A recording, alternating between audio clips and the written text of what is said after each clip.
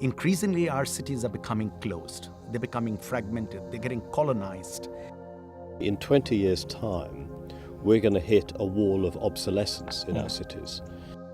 African resilience in terms of cities is a very different perspective altogether, because we are thinking about resilience in terms of people just meeting their basic needs.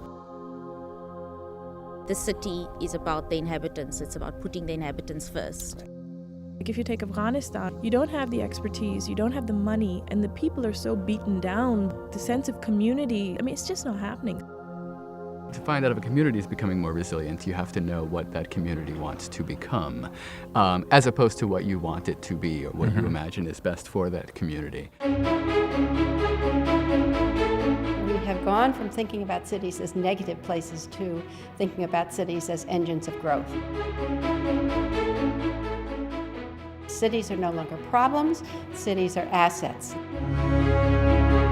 Too often in the past, we've always looked at standard of living, and this is only looking at the economic side of things.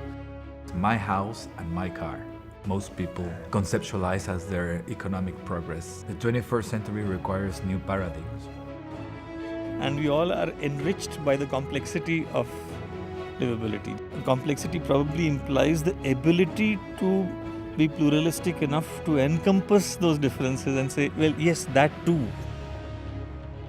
20 million Twitter users in my country. So I mean, this is something extraordinary if we can use it for good causes. One of the issues that were raised that is particularly important is the issue of social inclusion, and how can you try to foster social inclusion in a segregated city. One of the things we talk about here is how to make sure that those underserved communities get those things. They get a park, they get better schools. The only point of the whole meeting or the whole discussion is how this thinking translates to the human level. And what good is a smart resiliency policy if the lives of human beings are not strengthened and improved?